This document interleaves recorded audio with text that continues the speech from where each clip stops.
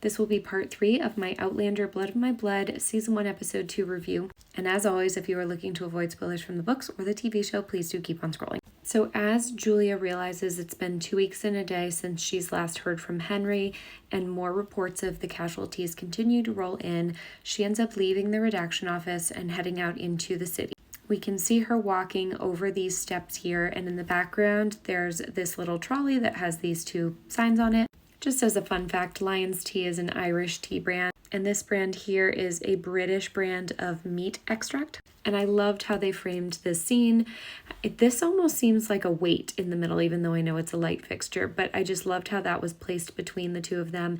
And as Julia walks past, Henry immediately turns his head to look at her. And so when he says, "Hope springs eternal," Julia immediately turns around and looks at him. And look, I really loved how Jamie's parents met in the stables, but I think that this meeting out on the street and just feeling that this is their person walking past them and being so drawn to one another like this was so romantic. This poor man has been through the ringer and back, literal hell and back, and for him to happen to walk past her in the street and feel in his bones that this is his soulmate, I just think it's such beautiful and romantic writing. And I love the way that she looks at him. It's almost like she can't believe he's real.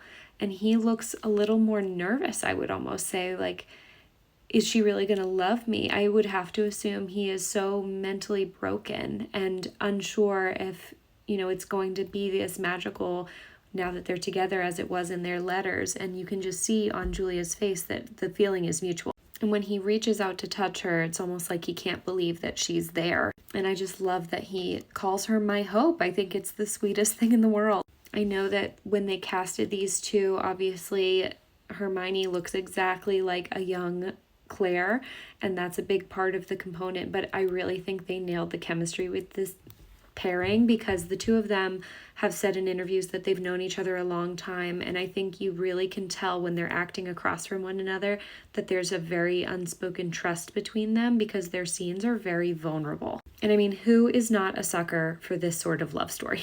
When the 2 of them go back to Julia's flat, I instantly was reminded about so many scenes between Claire and Jamie where the 2 of them are just laughing uncontrollably in each other's company in the same way. And there's this playful energy between them. They have been through so much, and it's fun for them to finally be with this person that they've fallen in love with over the course of months. And I think that that's such a key element of their relationship that Claire ends up duplicating in her own. And the 2 of them waste absolutely no time getting married. I loved Julia's response to Henry saying, "You're not worried that we're not married yet," and her immediately accepting his impromptu proposal. And after their wedding, when they returned back to the flat, this is the first time that we hear Julia refer to Henry as "my darling." We also get a glimpse here of her wedding ring, which you can see has a blue gemstone in it. And she says that they're glad that the priest was able to fit them in. So they definitely were eager to get married and tried to do it as quickly as possible. We can see here that Julia is working on the backside of this watch that belongs to Henry. And if you zoom in close, it says that it is Swiss made. Julia jokingly says that she is quite the horologist, and a horologist is obviously someone who specializes in timekeeping, watches, repairing. And there has been a lot of emphasis on Henry's watches. This almost looks like a pocket watch. And one of the questions later on in this episode is how exactly Henry is able to time travel. We know Julia has the gemstone from her wedding band, but in some cases, watches like this used diamonds in the back of them to help them keep the time. They were often used to reduce friction inside the watch and help to improve the watch's accuracy. I would have to imagine if they're going to put that much emphasis on it, that might be why. It's to help us remember that his watch could be the thing that allowed him to go through the stones. But there are people who can travel through the stones without gemstones. So that is something that I am keeping a close eye on because that would blow my mind. And one of those people is Master Raymond. When Julia realizes that Henry is not responding to her and he looks to be asleep on the bed, we start to see him in the midst of a bad dream. There's a car engine that sputters outside in the middle of him going into his bad dream, and he immediately starts to have a nightmare about the gas that he experienced in the trenches. And when I tell you, the acting in this scene was so unbelievable. I don't know how he couldn't be nominated for an award. because this portrayal of PTSD and trauma and pain and just shock is so poignant, and it's met beautifully by the acting of Hermione. And as Julia holds on to Henry and asks him to come back to her, she starts by reminding him that he's in the flat in London with her, and then begins to narrate audibly her letters to him. And as she continues to talk through him, we get the sense that this is not the first time that Julia has had to do this with Henry, and it will not be the last. And she knows how to get him out of this headspace and calm him back down.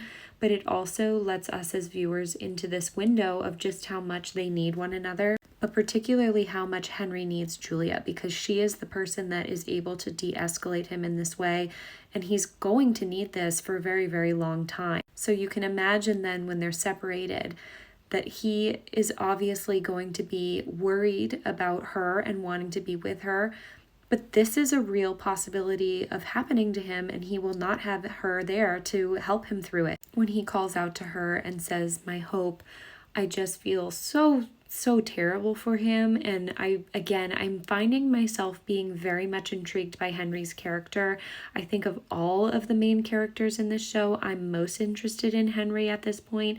And I think that the acting has just been amazing through these first 2 episodes, but this scene in particular blew my socks off. It's been a long time since I've seen a scene like this portrayed so beautifully in any sort of show, which I think is amazing. And also for them to cut then away from their time in London to present day right after they go through the stone and finding Julia like this separated from Henry, I think that was such an effective transition to bring us back into the present timeline. And I loved the composition of this aerial shot because we're able to just see her in this fetal position before we see her waking up with an empty spot in her ring, implying that the gemstone has disintegrated through the time travel. Now, Julia starts to immediately look for the gemstone in the moss here.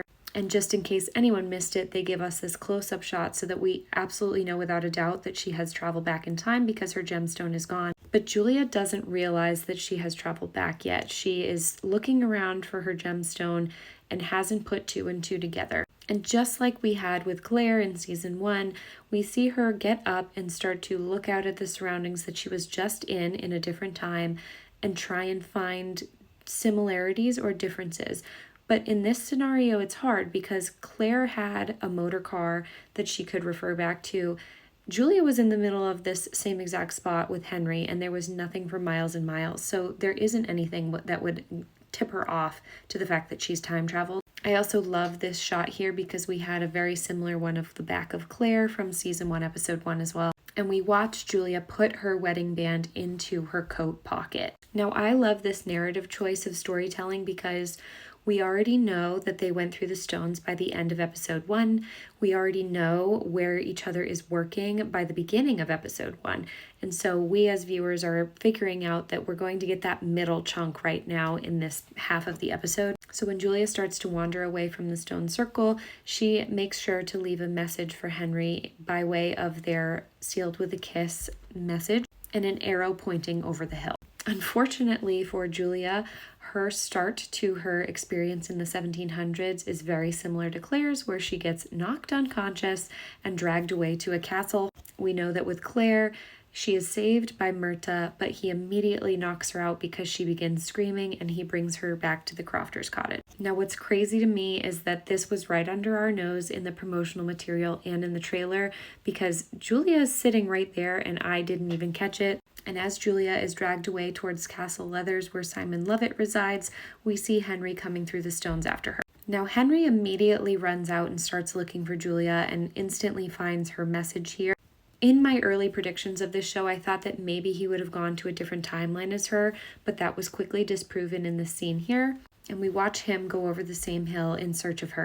But he spots this village and starts heading towards that, unknowing that Julia has been taken on a cart towards Leather. And so when Julia wakes up at Castle Leathers and is met with this strange woman in a strange place, we can tell instantly that she is extremely uncomfortable and caught off guard. And to our surprise, she runs into Brian Fraser here. I did not predict that these two would meet each other before she met Ellen, but when I tell you it blew my mind, I was shocked. And early on, we can see how she's very similar to Claire with her outspokenness.